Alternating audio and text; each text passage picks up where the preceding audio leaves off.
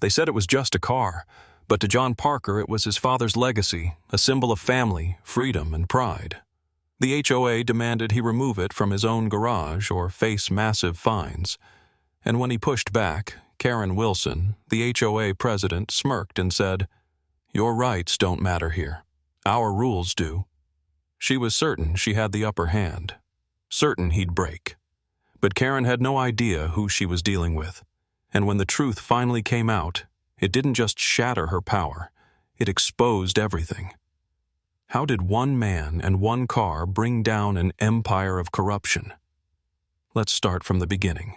The golden morning sun spilled over the rooftops of Hillcrest, casting soft shadows across manicured lawns and pristine driveways. The neighborhood was still, the kind of quiet that made you hear the distant hum of sprinklers and the soft chirping of birds. But inside John Parker's garage, it was a different kind of stillness. The sacred, comforting hum of nostalgia. The air smelled of leather, motor oil, and chrome polish. John, a proud Army veteran with hands weathered from service and restoration work, moved carefully around his beloved 1967 Chevrolet Impala.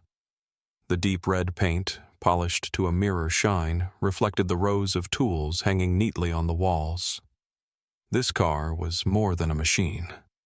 It was a memory.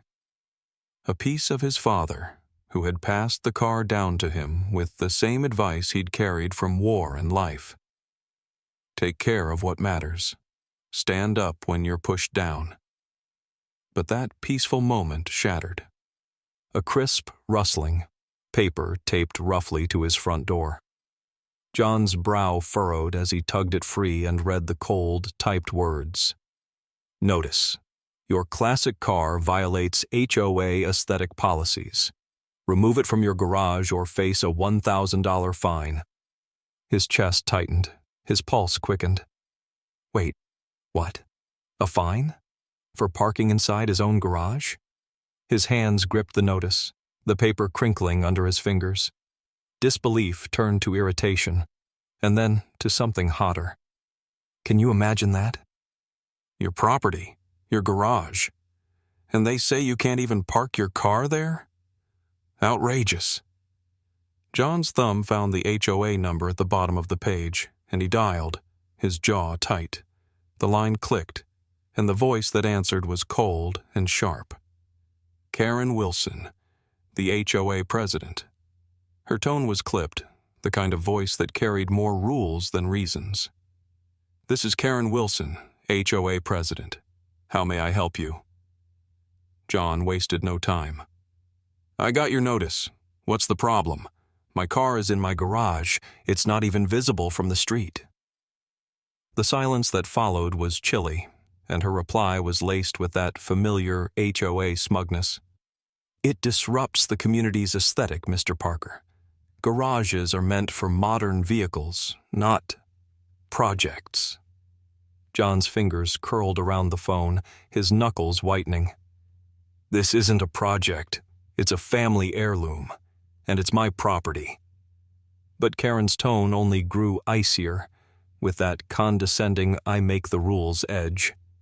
Rules are rules, Mr. Parker. You have until Friday. Rules are rules. You feel that knot, that punch of unfairness sitting in your chest? John felt it. Hard.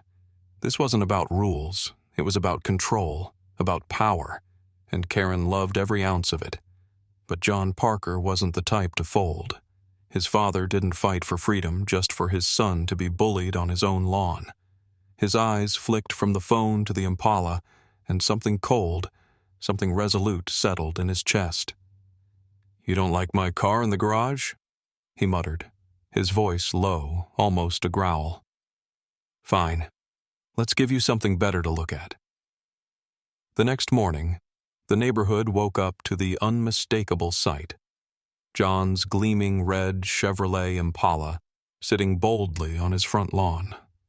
The chrome flashed in the sun like a dare. The engine, freshly tuned, purred with quiet defiance. John stood beside it, arms crossed, eyes steady.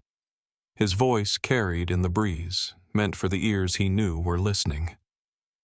"How's this for aesthetics, Karen?" And you know what? In that moment, it wasn't just an old car on a lawn. It was a line in the sand.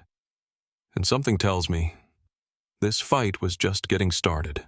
The sun barely reached its peak when the first shot came. A sharp thunk against the soil. HOA had staked a bright yellow sign into John's front lawn. "Violation. Unauthorized lawn parking. Fine. $500. John's jaw clenched, his eyes narrowing as he read the words. $500 for parking on my own lawn? He felt the heat rising in his chest. But something told him this wasn't the end. This was just Karen's opening move, and he was right. The next morning, his mailbox overflowed with HOA letters, each colder and more absurd than the last.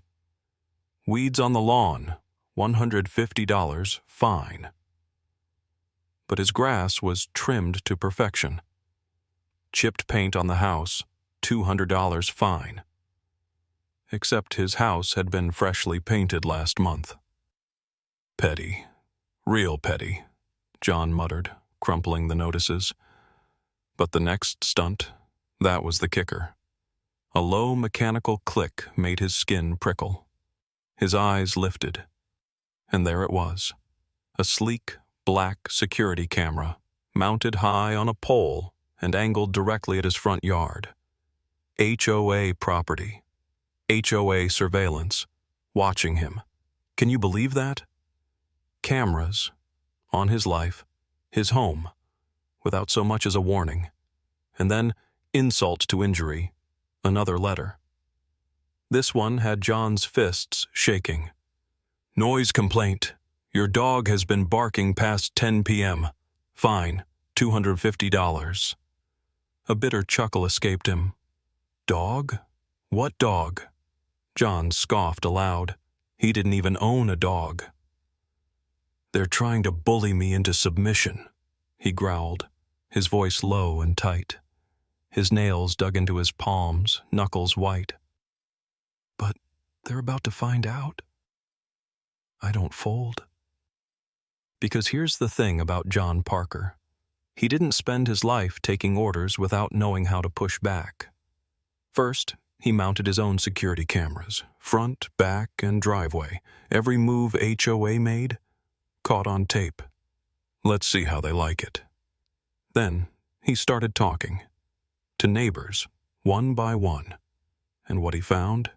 It turned his anger into something colder and sharper. "Sarah, next door?" Slapped with a $100 fine for having a mailbox that was off-standard. A mailbox she'd had for years. Tom, down the street, hit with a lien threat for unpaid HOA fees. Fees he never even received a bill for. And the Millers? Nearly lost their home because of fabricated multiple violations. HOA tried to force a foreclosure sale. Do you feel that? That knot in your chest? That cold, sinking injustice? Because John felt it too, and in his gut he knew. This wasn't about rules. It was about control, a racket, a shakedown. He met their eyes, heard their stories, and something in his voice turned solid as iron. "They're all afraid to speak up," he said, his voice low but clear. "But not me." So he made 2 calls. First, to journalist Mark Reed, the kind of reporter who loved exposing power plays. And boy, was this one ripe. Second, to Linda Myers, tough, sharp, and the best lawyer for a fight like this. Linda's eyes scanned the HOA letters, her brow furrowing. But when she looked up, there was fire there. "This isn't just your fight," she said firmly, setting the papers down with a soft thump. "It's everyone's. And there's one thing people like Karen fear the most." She paused, a smirk tugging her lips. "Exposure." John's lips pressed into a hard line. He felt it, the shift, the resolve. This wasn't just about his car anymore. It was about all of them. And John Parker? He was just getting started. The night was heavy with silence, broken only by the faint hum of John's security cameras. The soft glow of their lenses swept over his yard, watching, waiting, and then movement. A shadow, hunched and creeping, slipped across the lawn. The HOA uniform was unmistakable. But what he did next? Unbelievable. With a sudden yank, crack! The mailbox snapped from its post. The man scurried off, leaving destruction in his wake. The next morning, the HOA's retaliation arrived, predictably petty. Violation, property damage, $200 fine. John stared at the notice, his lips curling into a cold smirk. So, you break it, and I pay for it? He muttered. Not today. Because this time, they were on camera. Every second, recorded. But that was just the spark. The explosion came from Linda, and, oh, what she found? It was nuclear. First, the money trail. HOA financial records didn't lie. Thousands of dollars, homeowners' money, funneled straight into Karen's private pool renovation. Can you believe that? While she was harassing neighbors over flower pots, she was sipping margaritas in a pool paid for with their dues. But wait, it gets worse. Second, personal expenses. HOA funds, used to cover Karen's luxury car insurance. Yep. Homeowners were footing the bill for her ride. Linda's brow arched, her voice cold with disgust. Guess the community aesthetic includes keeping her car polished, huh? But the final blow? The signatures. Stacks of HOA violation letters, fines, liens. And right there, on some of them, John's signature. Except John never signed a thing. Forgery, Linda hissed. Karen's been faking violations to bleed you dry. And then, boom. The story hit the airwaves. The journalist dropped it everywhere. HOA corruption scandal. Veterans fight exposes embezzlement and fraud. And the internet exploded. This is disgusting. A veteran targeted by HOA thugs? Outrageous. Karen's going down. The next HOA meeting? Oh, it was standing room only, tension thick as a thundercloud. Karen, dressed sharp but with panic behind her eyes, sneered. This is a smear campaign. Lies. Sensationalism. Her voice wobbled. But then Linda, cool, steady as a blade, stepped forward. Lies. Good. She smiled, sharp and dangerous. Then you won't mind if the police have a look. And at that moment, the doors opened. 2 officers. Crisp uniforms. Cold voices. We have a warrant for the HOA office. And Karen? Frozen. All her power. Gone. And John? Oh, he felt it. That rush in his chest. Justice was here. The fight wasn't over. But the tide?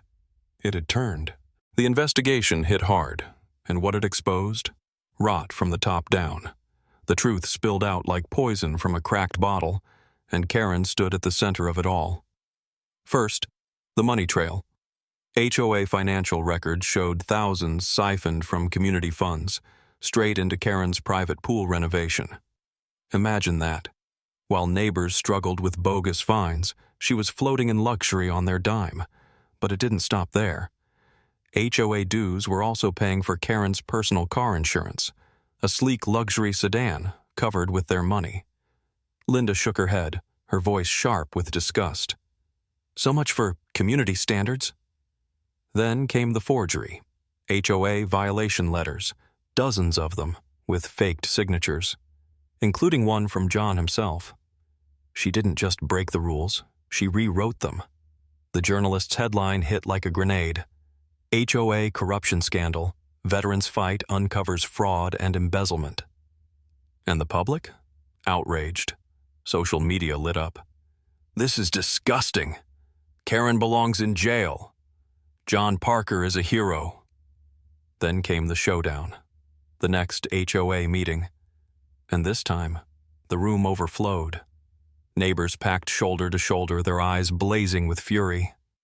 Karen stood at the front, her voice tight but defiant. "This is nonsense, lies, a smear campaign." But then, Linda, sharp as glass, stepped forward. "Smear campaign?" She smiled, cold and steady. "Then you won't mind if the police verify that." And on cue, the doors opened. 2 officers entered, their badges flashing under the fluorescent lights. "Karen Wilson?" One officer's voice was calm. "We have a warrant. For the HOA office, and for you." The air cracked with tension. And Karen? She froze, face pale, mask shattered. "Wait," she stammered, her voice shaking. This is..." But cold metal snapped around her wrists. "Karen Wilson," the officer said, "you are under arrest for fraud, embezzlement, and forgery." And John? He watched it all, silent. His fists relaxed, and a slow breath escaped his chest. It was over. The fallout swept through fast and hard. Every fine against John, erased. Karen, jailed, awaiting trial. The HOA board, dissolved, every corrupt member removed. And the community, reborn, a new HOA, chosen by the people, transparent, fair, just as it should be. And John? He didn't ask for thanks, but he got it. From neighbors, from strangers, from every homeowner who'd ever been bullied by someone like Karen. But the best part? There, on the front page of the local paper, gleamed his beloved Chevrolet Impala, polished and proud under the morning sun. The headline? Simple. Perfect. The car that took down a corrupt HOA,